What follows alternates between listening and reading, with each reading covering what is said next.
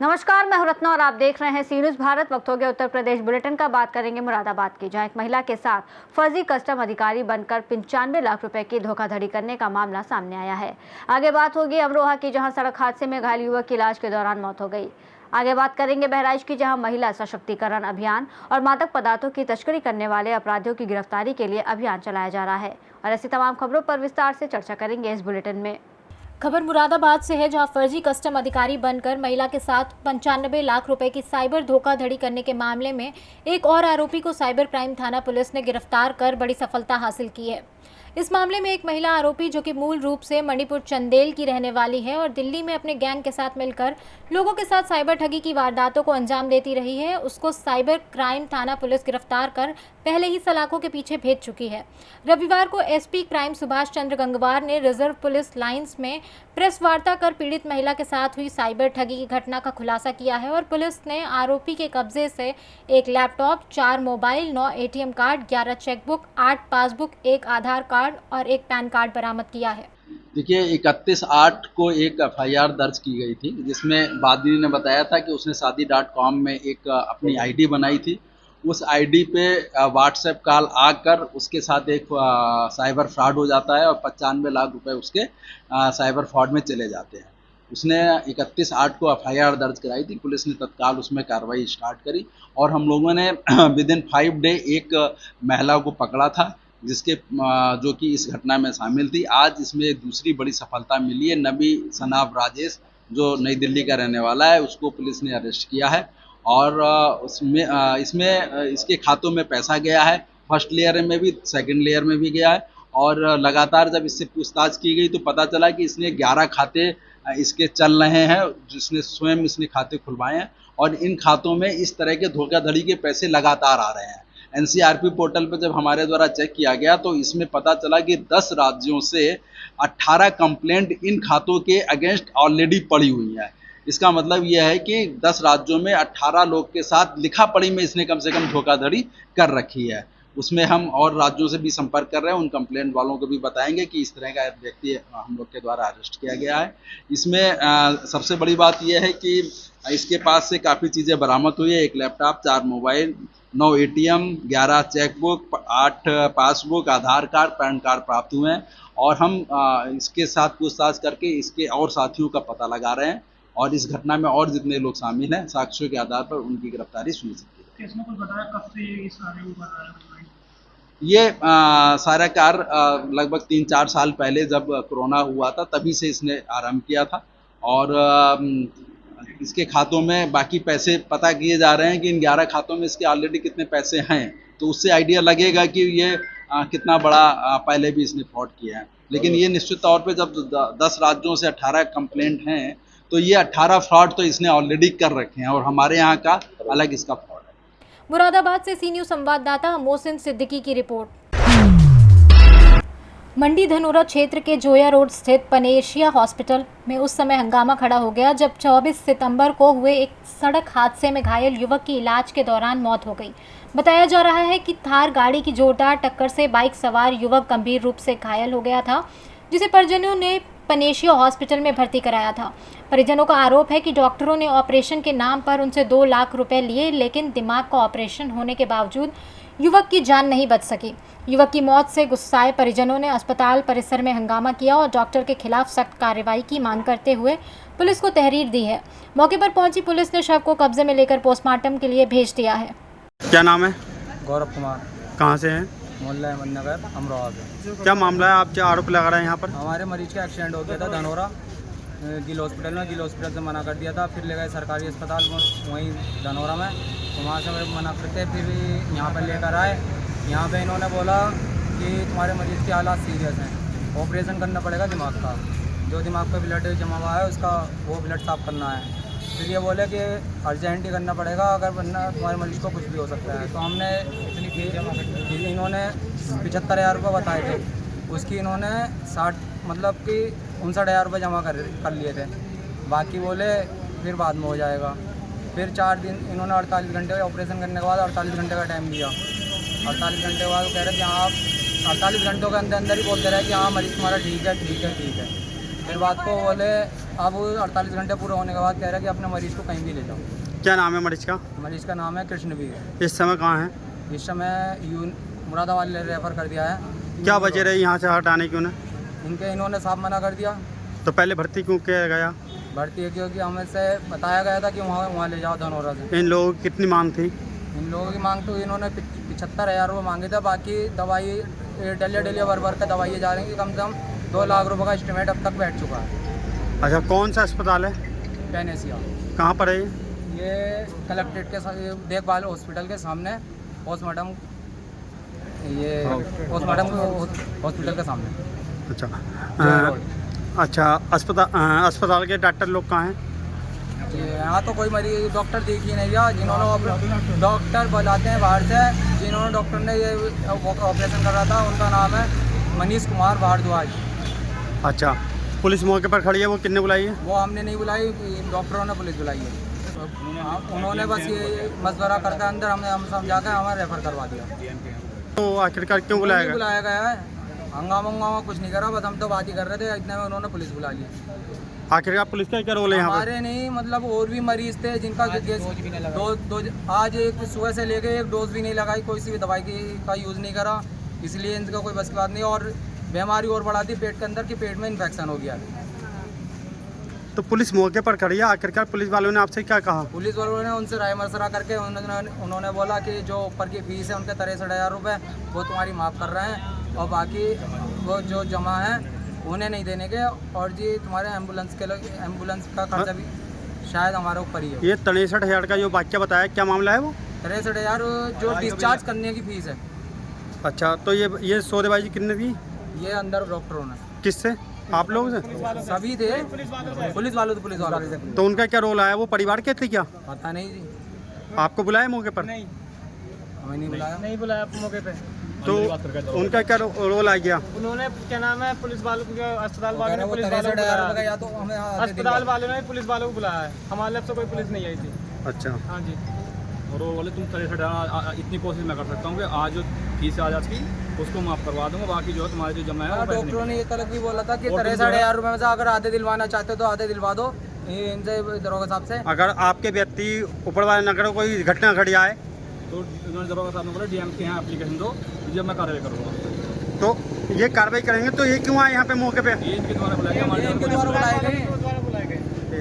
मेरा कहना यही है कि हमारे जो पेशेंट थे ये पैनेसिया हॉस्पिटल में अमरोहा आए थे, और इन्होंने हमारे पेशेंट को बोला कि आपके पेशेंट एकदम ठीक है, हम इनको 24 आवर्स में मतलब ठीक कर देंगे, तो इनका ट्रीटमेंट चलेगा, उसके बाद कोई इशू नहीं आएगा, एकदम ठीक हो जाएंगे।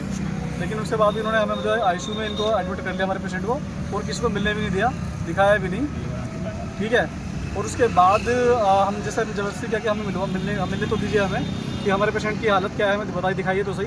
जैसे हमने आज उनको देखने की कोशिश की तो इन्होंने बोला कि जब हमने देखा तो हमारे पेशेंट में कुछ ऐसा मूवमेंट हमें दिखाई नहीं दी, तो हमने कहा कि हमें रेफ़र कर दीजिए, ठीक है। तो फिर इन्होंने बोला कि इन्होंने पूरा पल्ला झाड़ने की वजह से अपनी एम्बुलेंस बुलाई, बोले कि आप अपने पेशेंट को ले जाइए यहाँ से और कहीं भी दिखा लीजिए इस तरह से। और यहाँ पे क्या है कि जो डॉक्टर्स हैं वो कोई है ही नहीं, कोई सर्जन यहाँ पे कोई है ही नहीं, और यहाँ से सभी ये मतलब ये आए करके बाहर से बुलाते हैं मुरादाबाद वगैरह से, और प्रॉपरली वो टाइम पे आते ही नहीं है डॉक्टर। जब जरूरत होती है पेशेंट को आते ही नहीं है, जब उनको बुलाएंगे तो वो 2 घंटे 3 घंटे 4 घंटे बाद ऐसे डॉक्टर आएंगे, उतने पेशेंट मतलब की हालत बहुत तेज़ खराब रहती है। ये खाली पैसा बनाने का इन्होंने कर रखा है, हॉस्पिटल है, पैसा बनाओ और पेशेंट को मतलब उनको ज़िंदगी से खिलवाड़ कर रहे हैं पूरा ये। और पुलिस वालों को इन्होंने बुलाया, पुलिस वालों को ही आपस में इन्होंने जो भी डिस्कशन किया आपस में, और उसके बाद इन्होंने अब हमारे ऊपर ही मतलब पुलिस वालों से प्रेशर करना शुरू कर दिया कि हमारे से पूछ के तुमने पेशेंट को एडमिट किया था क्या। और मतलब एक तरह से पुलिस वालों को भी हमारे ऊपर ही एक तरह से प्रेशर दबाना स्टार्ट कर दिया कि आप पेशेंट को अपने लेके जाइए और यहाँ से मूवमेंट कीजिए यहाँ से। जैसे ही मतलब हमने अपने मीडिया वाले यहाँ से निकले थे, उनको हमने बुलाया, तो मीडिया वालों को देखी पुलिस वाले भी तुरंत मतलब यहाँ से पूछ सकते थे, तुम निकल। कहाँ के थे वो? ये पुलिस चौकी के होंगे, तो उन्होंने बुलाए हैं, पैनेसिया हॉस्पिटल वालों ने बुलाए थे। और ऐसा हमने कुछ भी नहीं किया जो उनको पुलिस की बुलाने की जरूरत पड़ती। और हमारे आने से पहले भी कुछ पेशेंट ऐसे थे जो उनसे मतलब यही केस करके इस चक्कर में झगड़ा करके मतलब इस तरह से करके गए। अमरोहा से सी न्यूज़ संवाददाता गौरव की रिपोर्ट। अमरोहा जनपद के गजरौला कोतवाली क्षेत्र में देर रात दर्दनाक सड़क हादसा हो गया। वहीं हरदोई से दिल्ली जा रही रोडवेज बस ने नेशनल हाईवे 9 पर धान से भरी ट्रैक्टर ट्रॉली को पीछे से जोरदार टक्कर मार दी। टक्कर इतनी भीषण थी कि बस के चालक की मौके पर ही मौत हो गई, जबकि बस में सवार करीब 20 यात्री गंभीर रूप से घायल हो गए। हादसे के बाद हाईवे पर लंबा जाम लग गया। सूचना पाकर पुलिस ने तुरंत राहत बचाव कार्य शुरू किया और जाम खुलवाया। इस हादसे ने क्षेत्र में हड़कंप मचा दिया है। वहीं पुलिस के मुताबिक मृतक के शव को पोस्टमार्टम को भेजकर वैधानिक कार्रवाई शुरू कर दी गई है। कल दिनांक 27-28 की रात्रि लगभग 1 बजे गजरौला थाना क्षेत्र अंतर्गत शहबाजपुर डोरमी हाईवे पर दिल्ली की ओर जा रही एक रोडवेज बस ने अपने आगे चल रही ट्रैक्टर ट्रॉली को पीछे से टक्कर मार दी, जिस वजह से बस चालक निजामुद्दीन पुत्र निजामुद्दीन उम्र करीब 48 वर्ष निवासी जनपद हरदोई की मौके पर ही मृत्यु हो गई। बस में सवार जो कुछ व्यक्तियों को कुछ मामूली चोटें आईं और ट्रैक्टर ट्रॉली चालक को अस्पताल में भर्ती कराया गया, जिसका अभी उपचार चल रहा है। मृतक बस चालक के शव को पोस्टमार्टम के लिए मोर्चरी भिजवा दिया गया है। कानून एवं शांति व्यवस्था। अमरोहा से सी न्यूज़ संवाददाता गौरव की रिपोर्ट। बहराइच थाना रुपईडीहा में महिलाओं की सुरक्षा के लिए संचालित महिला सशक्तिकरण एवं मिशन शक्ति फेज 5 अभियान के क्रम में पुलिस अधीक्षक द्वारा मादक पदार्थों की तस्करी की रोकथाम के लिए विशेष अभियान चलाया जा रहा है। इसी क्रम में थाना रुपईडीहा मिशन शक्ति प्रभारी महिला उप निरीक्षक दीक्षा पटेल, उप निरीक्षक सूर्यभान, हमराही पुलिस व एसएसबी की संयुक्त टीम द्वारा चेकिंग के दौरान भारत नेपाल सीमा पर एक अभियुक्त मोहम्मद रईस को 18 ग्राम नाजायज स्मैक के साथ गिरफ्तार किया गया है, जिसके संबंध में थाना स्थानीय पर एनडीपीएस एक्ट के तहत मामला पंजीकृत किया गया है।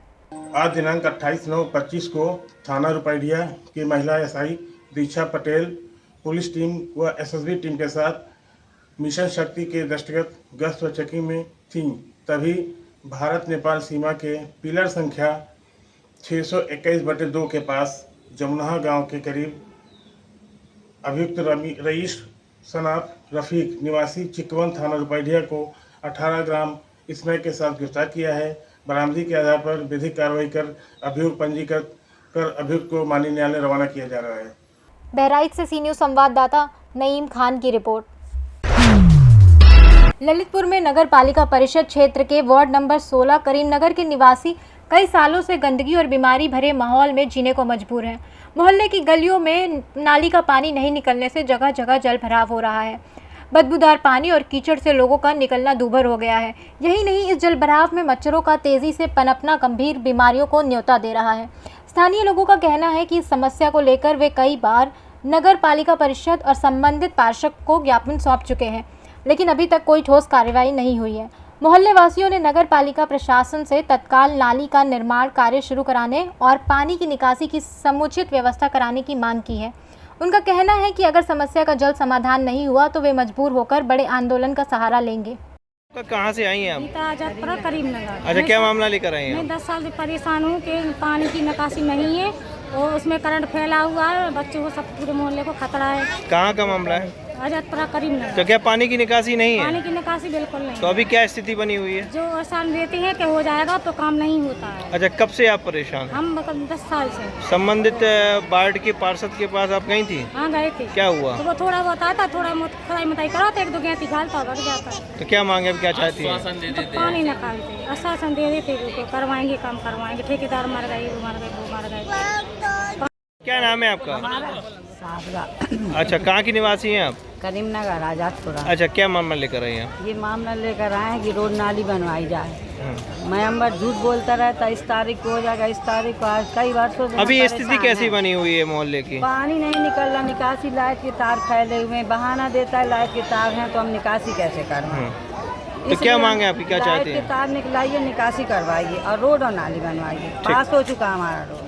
ललितपुर से सी न्यूज़ संवाददाता विकास सोनी की रिपोर्ट। महाराजगंज जिले के ग्रामीण क्षेत्रों में कुछ असामाजिक तत्वों द्वारा ड्रोन चोर एवं चोरों के आने संबंधी अफवाह फैलाई जा रही है। इन अफवाहों के कारण ग्रामीणों में भय व असुरक्षा का वातावरण उत्पन्न हो रहा है। साथ ही कुछ शरारती तत्व खिलौना ड्रोन उड़ाकर भी माहौल को अशांत करने का प्रयास कर रहे हैं। इन सब पर अंकुश लगाने और जनता को जागरूक कर अफवाहों से सावधान रहने के लिए गाँव में पुलिस विभाग की तरफ से अभियान शुरू किया गया है। अपर पुलिस अधीक्षक सिद्धार्थ कुमार ने बताया कि अब तक ड्रोन और चोर की अफवाह फैलाने के संबंध में अभियोग पंजीकृत करते हुए कुल 16 व्यक्तियों को जेल भेजा गया। अधीक्षक सोमेंद्र मीना ने सभी थाना प्रभारियों को स्पष्ट निर्देश दिए हैं कि ड्रोन के दुरुपयोग और उससे जुड़ी अफवाहों पर तत्काल रोक लगाई जाए और दोषियों के खिलाफ सख्त कानूनी कार्रवाई की जाए। साथ ही बिना अनुमति ड्रोन कैमरा उड़ाना पूर्ण रूप से प्रतिबंधित है। इसी क्रम में जनपद के सभी थानों पर चौपाल और जन जागरूकता कार्यक्रम आयोजित किए जा रहे हैं। चौपालों में ग्रामीणों को यह समझाया जा रहा है कि ड्रोन चोर जैसी अफवाहों पर ध्यान न दें और ऐसी सूचना मिलते ही नज़दीकी थाने को सूचित करें। जनपद महाराजगंज में ड्रोन व चोर की अफवाहों के दृष्टिगत पुलिस द्वारा नियमित रूप से जन चौपाल, सोशल मीडिया व आयोजित हो रही रामलीलाओं के माध्यम से जागरूकता कार्यक्रम चलाए जा रहे हैं। जांच के दौरान पाया गया कि कई लोगों द्वारा कोरी अफवाह के आधार पर सूचनाएं दी जा रही हैं और अफवाह फैलाई जा रही है। इस दृष्टिगत पुलिस ने 16 लोगों को गिरफ्तार कर जेल भेजा है। उनको यह भी बताया गया है कि किसी भी प्रकार की अफवाह न फैलाएं। यदि कोई आपको सूचना प्राप्त होती तो तत्काल पुलिस को सूचित करें। पुलिस द्वारा जांच करके उस पर कार्रवाई की जाएगी। साथ ही ड्रोन संचालकों को भी निर्देशित किया गया है कि बिना पुलिस को अवगत कराए कहीं भी ड्रोन का संचालक न करें। महाराजगंज से सी न्यूज़ संवाददाता अंगद शर्मा की रिपोर्ट। इस बुलेटिन में फिलहाल इतना ही। देश और दुनिया की तमाम बड़ी खबरों के लिए देखते रहिए सी न्यूज़ भारत।